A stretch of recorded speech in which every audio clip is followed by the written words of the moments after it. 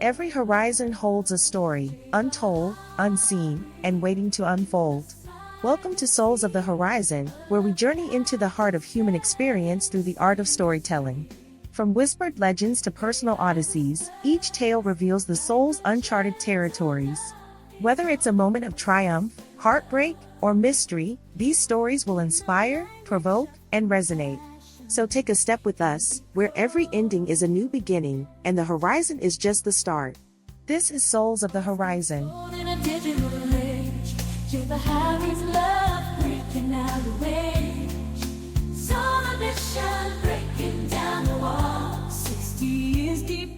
Zuri, the Souls of the Horizon. The sun bled into the horizon like molten gold spilling over the edge of existence. It wasn't just another sunset. For those attuned to the unseen, it was a threshold, a moment when the veil between the physical world and the realm of souls grew thin, and the mysteries of the universe whispered in colors too vivid to name. And for Zuri, it was the beginning of a journey she hadn't asked for but somehow always known was hers to take. Zuri had never felt at home in the ordinary world. She wasn't sure if it was the recurring dreams that haunted her since childhood, visions of vast landscapes where she was forever searching but never finding, or the peculiar way she seemed to sense emotions that others kept hidden.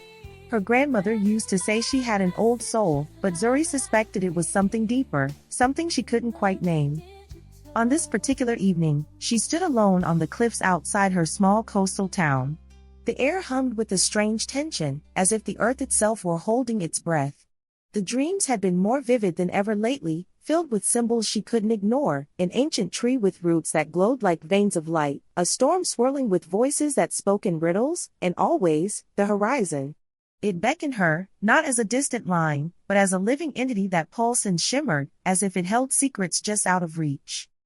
Tonight, she felt it again, that uncanny sensation of being watched. Not by human eyes, but by something vast and unknowable. She closed her eyes and took a deep breath, trying to ground herself. The wind shifted, carrying a faint melody, a song that seemed to rise from the earth itself. Her heart raced. She had heard this melody before, in her dreams. Suddenly, a voice broke the stillness, low and resonant, like the echo of a mountain speaking. "You've been called, Jasmine Kateria. It's time." Zuri spun around, her breath catching in her throat. A figure stood a few feet away, cloaked in shadows despite the fading light. He was tall, his presence commanding yet oddly familiar, as if she had known him in some other life. His eyes glowed faintly, reflecting the last rays of the sun. "Who are you?" she demanded, her voice trembling but steady. "A guide," he said simply. "And so much more, if you choose to walk this path." "What path? I don't understand." He tilted his head slightly, studying her. "You will. But first, you must see." Before she could protest, he raised a hand and traced a symbol in the air, a sigil that seemed to hang in space, glowing faintly like the embers of a dying fire. The wind picked up, swirling around her in a vortex of sound and light. Zuri felt her feet leave the ground, her body weightless as the world dissolved into a kaleidoscope of colors and shapes. The horizon, the one she had dreamed of so many times, stretched before her now, vast and infinite. But it was no longer a boundary. It was a doorway. She landed softly on a field of luminous grass that shimmered like starlight. Above her, the sky was neither day nor night but an endless expanse of shifting hues. She could feel the ground beneath her vibrating gently, as if alive. The air was thick with the hum of unseen forces, a symphony of energies intertwining in ways her mind could barely comprehend. The cloaked figure stood beside her, his presence solid and reassuring in this strange, otherworldly place. "This is the horizon," he said, his voice reverent. "The place where the souls of the living and the echoes of the eternal meet." Zuri looked around, her heart pounding. "Why am I here?" "Because you're a weaver," he said, as if the word explained everything. "One of the rare souls who can navigate the threads that bind worlds together." She frowned. "Weaver? I think you've got the wrong person. I'm just me." "Are you?" he asked, a hint of amusement in his tone. "Or have you always known there was more to you, to this life, than what you've been told?" His words struck a chord deep within her, a resonance she couldn't deny. The dreams, the feelings, the unshakable sense that she was meant for something more, it all led to this moment. "What do I have to do?" she asked, her voice barely above a whisper. The figure gestured to the sky, where countless points of light swirled in intricate patterns, forming constellations that seemed to pulse with life. "The souls of the horizon are out of balance. The threads that connect them are fraying, unraveling. If they break, the boundary between worlds will collapse, and chaos will consume both." Zuri felt a chill run through her. "How am I supposed to stop that?" "By remembering who you are," he said, his tone firm but gentle. "By embracing your role as a weaver. You've carried this gift through countless lifetimes, and now, the time has come to use it." "What if I fail?" she asked, her voice trembling. The figure stepped closer, his glowing eyes locking onto hers. "You won't." And so began Zuri's journey through the horizon, a world where the boundaries between the physical and spiritual blurred, where every choice she made rippled across the tapestry of existence. Along the way, she would encounter souls in need, ancient guardians of forgotten wisdom, and shadows born from the deepest fears of humanity. She would face trials that tested not only her strength but her very understanding of who she was and what it meant to be a soul in a universe of infinite connections. But above all, she would learn that the horizon was not just a place. It was a mirror of her own inner world, a reflection of the limitless potential within her to heal, to create, and to weave the threads of existence back into harmony. Chapter 2: Threads of Light. The rippling sky of the horizon seemed to grow more alive with every step Zuri took, its shifting hues of gold and indigo pulsating like a living heartbeat. The air itself carried a vibrancy that hummed through her veins, a resonance that felt like both a melody and a warning. Each breath she took seemed to fill her with a restless energy, as though the horizon itself was awakening something dormant within her. The guide strode ahead, his movements purposeful and fluid. His cloak billowed lightly, catching the iridescent light, though no wind seemed to move. "The horizon isn't just a place," he said, his voice breaking the silence. "It's a mirror. Here, what lies hidden within you will be revealed, not only to yourself, but to the forces that dwell here." Zuri frowned, her hands balling into fists. "And what exactly does that mean? Are we safe here?" The guide slowed his pace but didn't turn to face her. "Safety isn't the right question. The horizon isn't hostile or kind, it reflects your truths. And some truths are harder to face than others." She swallowed hard, her gaze sweeping over the crystalline pathway that seemed to glow faintly with her every step. The road ahead stretched into infinity, constantly shifting between fields of starlit grass and glittering bridges suspended over bottomless voids. To her left, a cascade of water poured from nowhere into an unseen depth, the water sparkling like liquid silver. She felt awe, but also unease, as though the beauty of the place was merely a mask for something deeper and more complex. "Why me?" she asked softly. "Why was I brought here?" "Because you've always been connected to this place," the guide replied. "You've felt it, haven't you? That sense of being out of step with the world, as though you belong somewhere else. This is where the threads of your existence converge. But why you were chosen?" He paused, his glowing eyes meeting hers. "That is something you must uncover for yourself." As they walked, the landscape around them began to shift. The crystalline pathway dissolved into soft, glowing moss, and the horizon darkened, the vibrant colors giving way to deep shades of twilight. Zuri noticed faint, flickering shapes moving just beyond her vision, shadows that disappeared whenever she tried to focus on them. They weren't threatening, but their presence unsettled her, like echoes of memory she couldn't quite grasp. "Are those spirits?" she asked, her voice barely above a whisper. The guide glanced toward the shifting shadows. "Echoes," he said. "Fragments of souls who've walked this path before. They are drawn to your light, to your presence. Some may offer guidance. Others—" He trailed off, his tone growing somber. "Others may test your resolve." Zuri shivered but said nothing, her unease deepening as the shadows began to gather more thickly around them. Despite her growing apprehension, her feet carried her forward, drawn by an unseen force she couldn't explain. Then, just as the darkness threatened to overwhelm her, the path widened into a clearing bathed in golden light. At the center of the clearing stood a massive tree, its roots glowing faintly with an otherworldly blue, spreading out like veins across the earth. Its trunk shimmered with an inner light, and its branches stretched skyward, each leaf radiating a soft, star-like glow. Zuri felt her breath catch in her throat. The tree was beautiful, yes, but more than that, it felt alive in a way that defied explanation. Its presence filled her with a profound sense of awe, as though it held within it the secrets of the universe. And yet, beneath that awe was something else, a deep, aching familiarity, as though she had stood before this tree many times before, in lifetimes she could no longer remember. The tree of resonance, the guide said, his voice reverent. Its roots connect to the souls of all who have ever lived. Touch it, and it will show you what you need to see. Zuri hesitated, her heart pounding. What if I'm not ready for what it shows me? The tree will only reveal what you are prepared to face, the guide assured her. But you must be willing to open yourself to it. She stared at the tree, her hands trembling. What if it revealed something she wasn't ready to confront?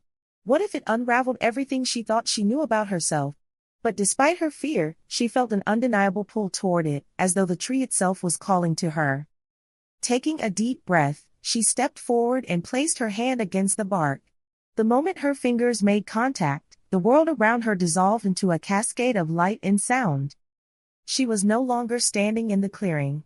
Instead, she found herself in a vast, open field under a sky filled with shifting constellations.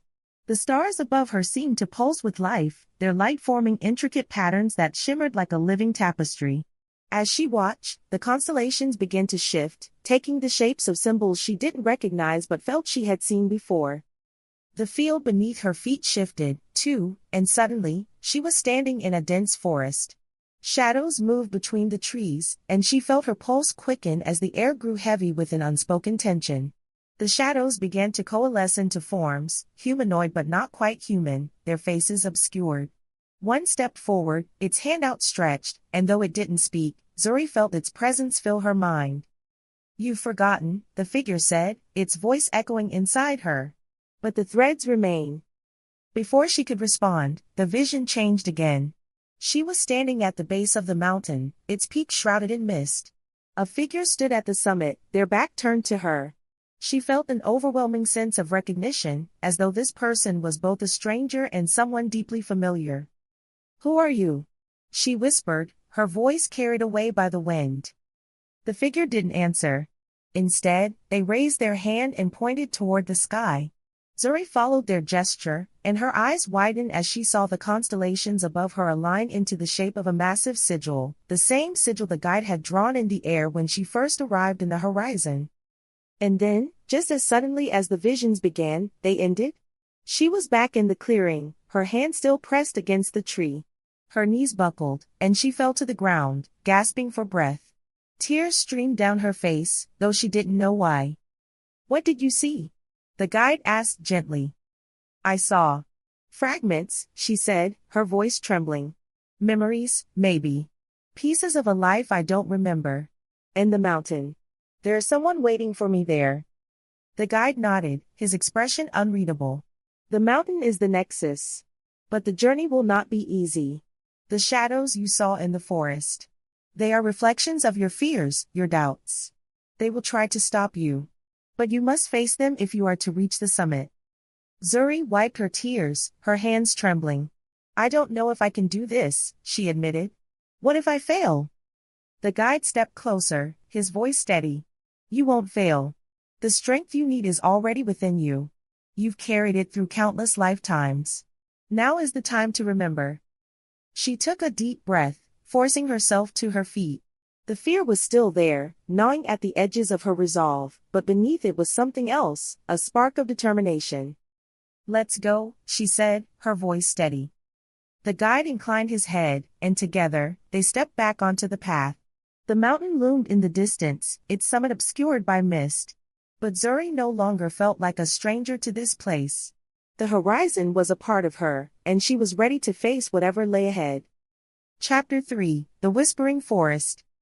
The dense forest loomed before Zuri, its towering trees casting elongated shadows that stretched across the winding path. Each tree seemed alive, their bark resembling gnarled faces frozen mid-expression. Whispers filtered through the air like threads of silk, brushing against her ears in tones too faint to discern. She hesitated at the edge of the forest, staring into the labyrinth of darkness ahead. The vibrant light of the tree of resonance faded behind her, leaving her with only the faint glow of the sigil that lingered on her palm. It pulsed like a distant heartbeat, a dim but persistent light. "The forest is a threshold," the guide said, standing at her side. "It will test you." "Test me how?" she asked, her voice shaking despite her efforts to sound steady. The guide's glowing eyes flickered. "This forest is made of the shadows you carry. Every regret, every fear, every moment you've hidden from yourself dwells here. They will take form, and they will confront you." Zuri's stomach churned. She wanted to protest, to turn back, but the faint pull of the mountain, far in the distance, called to her like a beacon. The figure in her vision was waiting for her, and some part of her knew she couldn't abandon this journey. "And what about you?" she asked, turning to the guide. "Will you stay with me?" His expression remained unreadable. "I will walk beside you, but this is your path. No one can face your shadows for you." Her hands trembled as she stepped forward. The moment her foot touched the mossy ground of the forest, the air changed. It became heavier, almost suffocating, and the whispers grew louder, still indistinct but layered with an eerie rhythm. The sigil on her palm glowed brighter for a moment, then dimmed, as though bracing itself for what lay ahead. The deeper they ventured into the forest, the darker it grew. The trees seemed to close in around her, their roots twisting across the path like veins. The whispers sharpened into voices, not many, but one, familiar and insistent. It was her own voice, echoing her darkest thoughts back to her. "You don't belong here," it said. "You're not strong enough for this. You'll fail." Zuri froze, her breath catching in her throat. The words struck her with an unsettling clarity, like the echo of a truth she had tried to bury. She looked at the guide, but he offered no reassurance. Instead, he gestured toward the path ahead. "Keep walking," he said simply. She forced herself forward, each step heavier than the last. The voices continued, growing louder and more specific. They whispered of mistakes she had made, opportunities she had lost, and fears she had never spoken aloud. The trees seemed to lean closer, their gnarled faces twisting into grotesque mockeries of her own reflection. She clenched her fists, trying to block out the sound, but it was no use. Then, from the shadows, a figure emerged. At first, it was just a flicker of movement, but then it took form. The figure was tall, cloaked in darkness, with eyes that burned like coals. Its presence sent a chill down her spine, and she felt an almost magnetic pull toward it, a mixture of fear and familiarity. The guide stopped a few paces behind her, watching silently. "Who are you?" Zuri demanded, though her voice wavered. The figure tilted its head, and when it spoke, its voice was her own, but warped and distorted. "I am the weight you carry. The shadow you deny." She took a step back, her chest tightening. "You're me?" The figure's mouth curled into a twisted smile. "I am the part of you that you've tried to leave behind. The doubts. The anger. The guilt. Did you think you could walk this path without facing me?" Zuri's heart pounded. She wanted to run, but her feet felt rooted to the ground. The sigil on her palm glowed faintly, and she clenched her fist around it, drawing strength from its warmth. I'm not afraid of you," she said, though her voice betrayed her uncertainty. The shadow laughed, a sound that echoed through the forest like shattering glass. "You should be. You've buried me for so long, but I've never left. I've grown stronger in your silence." As it spoke, the shadows around it began to shift and writhe, forming into smaller figures that encircled her. They whispered in tones that sounded like her own thoughts, dredging up memories she had tried to forget. The time she had hurt someone she loved. The opportunity she had let slip away. The nights she had spent doubting her worth. Zuri felt tears welling in her eyes. The weight of the memories pressed down on her, threatening to crush her. She looked back at the guide, but he stood still, his gaze steady but offering no intervention. "You must face it," he said, his voice calm but firm. "You cannot move forward until you do." Summoning every ounce of courage she had, Zuri turned back to the shadow. "You're right," she said, her voice trembling. "I've carried you with me for a long time. But you don't control me." The shadow's smile faltered, and for a moment, the whispers around her paused. I've made mistakes, she continued, her voice growing stronger. I've doubted myself. I've been afraid. But those things don't define me. They're just part of my story. And I'm not going to let them hold me back anymore. The sigil on her palm flared brightly, its light cutting through the darkness like a blade. The shadow recoiled, its form flickering and wavering as the light grew stronger. Zuri stepped forward, her fear giving way to determination. You're a part of me, she said. But you don't control me. I'm stronger than you. With a final burst of light, the shadow dissolved, its whispers fading into silence. The smaller figures around her vanished as well, and the oppressive weight that had surrounded her lifted. She fell to her knees, her body trembling, but a sense of relief and clarity washed over her. The guide approached, his expression softer than before. Well done, he said. You've taken the first step. Zuri looked up at him, her eyes filled with questions. Was that it? Is it over? He shook his head. That was only the beginning. The shadows will return, but now you know you can face them. And with each confrontation, you will grow stronger. She nodded, wiping the tears from her face. The path ahead was still dark, but the sigil on her palm glowed brighter now, a reminder of the strength she had found within herself. The whispers in the forest had fallen silent, and for the first time since entering the horizon, she felt a glimmer of hope. As they continued through the forest, the trees began to thin, and the air grew lighter. In the distance, she could see the faint outline of the mountain, its peak still shrouded in mist. But she could also feel something else, a presence watching her, waiting for her.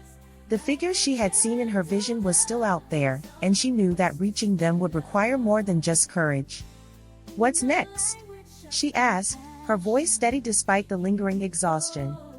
The guide glanced at her, a faint smile playing at the corners of his mouth. Next, you climb. And with that, they stepped out of the forest, the mountain looming ever closer, its shadow stretching across the horizon like a challenge waiting to be answered.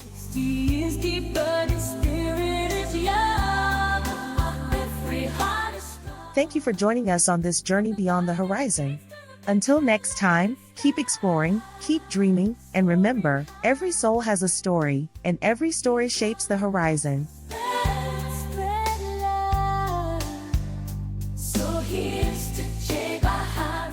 Disclaimer. The J. Bahari podcast is a work of fiction. The characters, incidents, and dialogues are products of the author's imagination and are not to be construed as real. Any resemblance to actual events, locales, or persons, living or dead, is entirely coincidental. The content of this podcast is intended for entertainment purposes only. The views and opinions expressed in the episodes are those of the characters and do not necessarily reflect the official policy or position of any other individual, agency, organization, or company. Listener discretion is advised. The podcast may contain language and themes that are not suitable for all audiences, including explicit content, violence, and mature themes. The creators of Souls of the Horizon assume no responsibility or liability for any errors or omissions in the content of the podcast. The information provided is on an as-is basis, with no guarantees of completeness, accuracy, or timeliness. By listening to this podcast, you agree to indemnify and hold harmless the creators, hosts, and any associated parties from any and all claims, damages, liabilities, costs, and expenses, including legal fees, arising from your use of the podcast or any information contained therein. Thank you for tuning in, and enjoy the adventure.